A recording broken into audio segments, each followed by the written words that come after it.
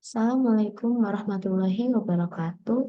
Halo semuanya, baiklah pada kesempatan kali ini saya akan membahas mengenai pencegahan air asam tambang dengan metode penundukan kering atau dry cover.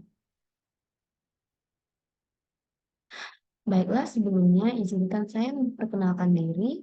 Perkenalkan, nama saya Nadira Andini dengan NIM 03021182126009 dari kelas A Indralaya. Baiklah, tujuan saya membuat video presentasi kali ini adalah untuk UAS mata kuliah pengelolaan lingkungan tambang. Nah, selanjutnya pokok bahasan yang akan kita bahas pada kesempatan kali ini yaitu yang pertama, apa itu air asam tambang? Yang kedua, pembentukan air asam tambang. Yang ketiga, dampak air asam tambang. Yang keempat, metode pelindungan kering. Yang kelima, cara pencegahan air asam tambang dengan metode pelindungan kering.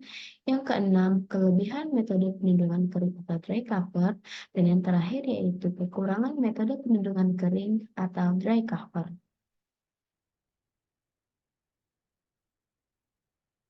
Nah, untuk pokok bahasan yang pertama yaitu apa itu air asam tambang? Air asam tambang terbentuk sebagai hasil dari oksidasi mineral sulfida yang terdapat di dalam batuan. Selain memiliki pH yang rendah, air asam tambang juga memiliki kadar sulfat yang tinggi. Rendahnya nilai pH dari air asam tambang mampu meluruhkan dan membawa logam berat yang terkandung pada batuan yang dialiri oleh aliran air asam tambang. Karena keasaman dan kelarutan logam yang tinggi, air asam tambang dapat mencemari lingkungan sehingga harus dilakukan penanganan.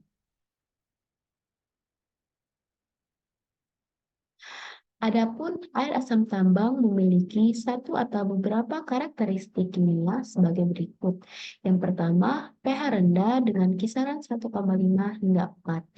Dan yang kedua, konsentrasi logam terlarut yang tinggi seperti besi, aluminium, mangan, kadmium, tembaga, timah, seng, arsenik, dan merkuri. Untuk tabung batu bara logam yang terlarut umumnya Fe, Mn, dan Am. Yang ketiga, nilai keasaman yang meningkat. Yang keempat, salinitas yang tinggi dengan rentang 500 sampai 10.000 mg per L. Dan yang kelima, konsentrasi oksigen terlarut yang rendah yaitu kurang dari 6 mg per L. Jurnal Geokimia Batuan Penutup Batu Bara untuk memprediksi potensi air asam tambang. Untuk bahasan yang kedua yaitu pembentukan air asam tambang.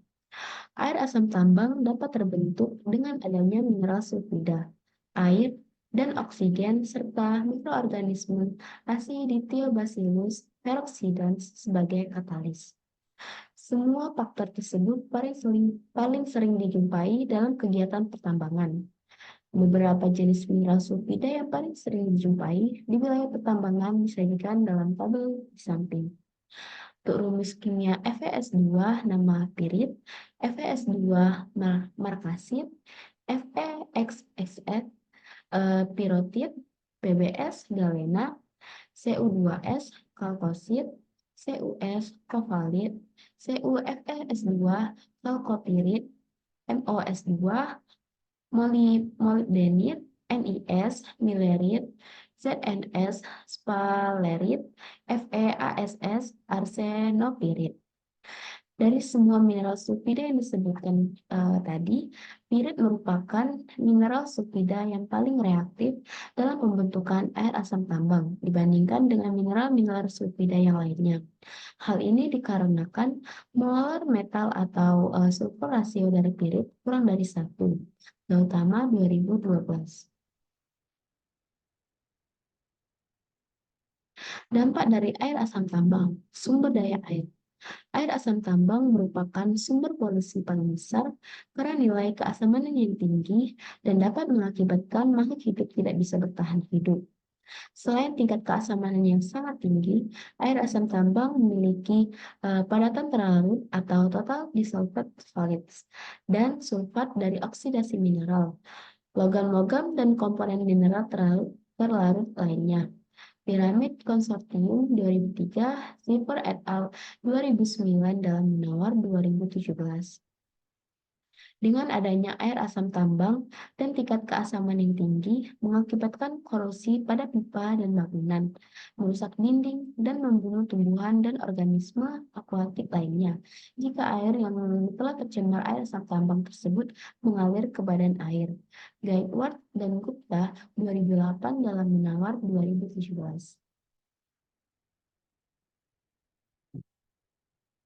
Sumber daya tanah.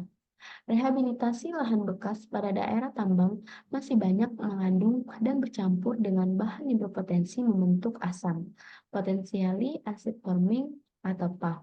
Akibatnya, air asam tambang akan tetap terbentuk di dalam tanah sehingga menyebabkan meningkatnya keasaman di dalam tanah. Tanah dengan kondisi asam akan melarutkan dan membebaskan logam-logam seperti Fe, Mn, Al, Cu, Zn, Zd, Ni, dan Hg. Akibatnya, tanah akan menjadi kurang baik untuk pertumbuhan tanaman dan organisme tanah penting lainnya. Environment Australia 1997, Jenny et al. 2008 dalam Menawar 2017. Selanjutnya yaitu metode penimbunan kering atau dry cover. Metode dry cover adalah metode mengisolasi atau menutupi batuan yang dinilai berpotensi membentuk asam dengan lapisan batuan yang dinilai tidak berpotensi membentuk asam atau dengan batuan NAF. Mengacu pada prinsip terbentuknya air asam tambang, fungsi lapisan NAF ini adalah agar tidak terjadi interaksi batuan PAF dengan oksigen ataupun air. Metode penundukan kering bekerja dengan menutup material yang berpotensi menghasilkan asam dengan lapisan-lapisan material yang dapat menghalangi masuknya air dan oksigen. Tanpa kontak dengan air dan oksigen, reaksi kimia yang menghasilkan air asam tambang tidak dapat terjadi atau akan sangat berkurang. Metode penundukan kering digunakan dalam berbagai jenis tambang, terutama tambang yang menghasilkan batuan yang mengandung sulfida, seperti tambang emas, tembaga, dan batu bara. Tujuannya adalah untuk mengelola dan mengurangi dampak lingkungan dari kegiatan penambangan, terutama terkait dengan pembentukan air asam tambang.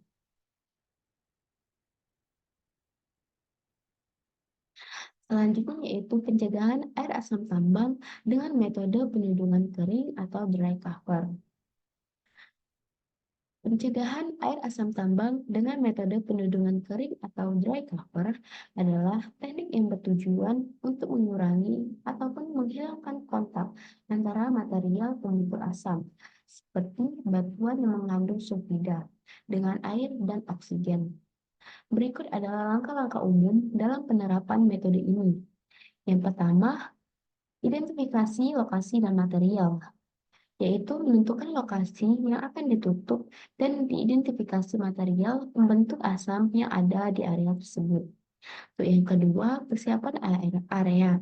Persiapkan area yang akan ditutup dengan meratakan permukaan dan memastikan drainase yang baik. Hal ini sangat penting untuk mencegah genangan air yang dapat meresap ke dalam material pembentuk asam. Yang ketiga, lapisan pelindung atau cover layer. Terapkan lapisan material yang tidak reaktif terhadap asam, seperti tanah liat atau geotekstil di atas material pembentuk asam. Lapisan ini berfungsi sebagai penghalang fisik untuk mencegah masuknya air maupun oksigen. Selanjutnya yang keempat, lapisan penghalang air atau water barrier layer. Tambahkan lapisan penghalang air seperti membran polimer atau lapisan tanah liat yang dipadatkan untuk lebih meningkatkan ketahanan terhadap penetrasi air. Yang kelima, lapisan penutup atau top cover. Letakkan lapisan penutup seperti tanah subur di atas lapisan penghalang air. Nah, lapisan ini dapat ditanami vegetasi untuk meningkatkan stabilitas dan mencegah erosi. Yang keenam, vegetasi. Tanam vegetasi yang sesuai di lapisan penutup untuk menstabilkan tanah dan mengurangi erosi. Akar tanaman juga dapat membantu mengikat tanah dan juga memperbaiki struktur tanah. Dan yang ketujuh yaitu pemantauan dan pemeliharaan. Lakukan pemantauan secara rutin untuk memastikan integritas penutup dan fungsi sistem drainase. Lakukan pemeliharaan jika diperlukan untuk mencegah kerusakan ataupun kebocoran yang dapat mengakibatkan kontak antara air dan mineral pembentuk asam. Nah, bahasan yang selanjutnya itu kelebihan dari metode penundukan kering atau dry cover. Metode penundukan kering atau dry cover dalam pencegahan air asam tambang memiliki beberapa kelebihan yang menjadikannya pilihan yang efektif dan populer. Berikut adalah beberapa kelebihannya untuk yang pertama yaitu efektif dalam jangka panjang. Nah, metode ini dapat memberikan perlindungan yang tahan lama terhadap pembentukan air asam tambang, terutama jika penutup dipelihara dengan baik. Yang kedua, biaya pemeliharaannya relatif rendah. Setelah diterapkan, ternyata biaya pemeliharaan biasanya lebih rendah dibandingkan dengan metode aktif seperti pengolahan air secara kimia. Dan yang ketiga, mengurangi risiko erosi. Dengan menambahkan lapisan vegetasi pada penutup, risiko erosi dapat dikurangi secara signifikan, yang juga dapat membantu menjaga stabilitas area tambang. Yang keempat, ramah lingkungan. Menanam vegetasi pada lapisan penutup dapat membantu memulihkan ekosistem lokal dan meningkatkan keanekaragaman hayati. Nah, yang kelima yaitu pengurangan kontaminasi air. Dengan mencegah kontak antara air dan material pembentuk asam, resiko kontaminasi air tanah dan air permukaan oleh logam berat dan zat beracun lainnya dapat diminimalkan. Yang keenam, stabilitas fisik. Lapisan penutup yang diaplikasikan secara tepat dapat meningkatkan stabilitas fisik dari tumpukan material tambang, mengurangi risiko longsor ataupun keruntuhan. Yang ketujuh, adaptabilitas. Metode penundukan kering dapat disesuaikan dengan berbagai jenis material tambang dan kondisi geografis yang berbeda, membuatnya fleksibel untuk berbagai situasi. Yang kedelapan, non-pencemar. Karena tidak melibatkan bahan kimia tambahan, metode ini cenderung lebih aman dan tidak mencemari lingkungan sekitarnya. Dan yang terakhir, perbaikan estetika. Penutup dengan vegetasi dapat memperbaiki tampilan landscape bekas tambang, menjadikannya lebih menarik dan mengurangi dampak visual dari kegiatan penambangan. Nah, untuk bahasan yang terakhir yaitu kurangan dari metode penundukan kering atau dry cover. Yang pertama, biaya awalnya yang tinggi. Implementasi metode ini memerlukan investasi awal yang signifikan untuk material penutup, persiapan lokasi, dan instalasi lapisan penghalang. Yang kedua, pemeliharaan berkelanjutan. Penutup kering memerlukan pemantauan dan pemeliharaan terus-menerus untuk memastikan efektivitasnya. Kerusakan atau degradasi pada lapisan penutup dapat mengurangi kinerjanya. Untuk yang ketiga, ketergantungan pada kondisi cuaca. Penutup kering bisa terpengaruh oleh kondisi cuaca ekstrim, seperti hujan lebat atau angin kencang, yang dapat menyebabkan erosi ataupun kerusakan pada lapisan penutup.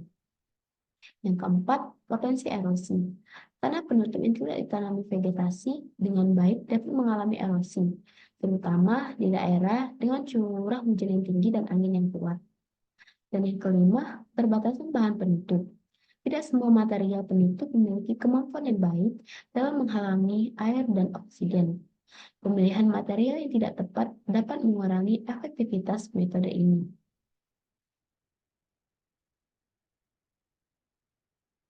Dan yang keenam, kesulitan dalam vegetasi. Menanam dan mempertahankan vegetasi yang sehat di atas lapisan penutup bisa menjadi tantangan, terutama di daerah dengan kondisi lingkungan yang kurang mendukung. Yang ketujuh, kerusakan fisik. Aktivitas manusia, hewan, atau proses geologis seperti gempa bumi dapat merusak lapisan penutup, mengurangi efektivitasnya dalam jangka panjang. Yang kedelapan, kapasitas drainase. Sistem drainasi yang tidak memadai dapat menyebabkan genangan air di atas lapisan tanah penutup yang berpotensi meresap ke dalam dan mengkontaminasi material pembentuk asam. Dengan mempertimbangkan kekurangan-kekurangan ini, penerapan metode perlindungan kering harus disertai dengan perencanaan yang matang, pemilihan material yang tepat, dan pemantauan serta pemeliharaan yang berkelanjutan untuk memastikan keberhasilannya dalam jangka panjang. Baiklah, itu saja yang bisa saya sampaikan. Apabila ada kurang, saya mohon maaf. Pada Allah saya mohon ampun. Saya akhiri. Wassalamualaikum warahmatullahi wabarakatuh.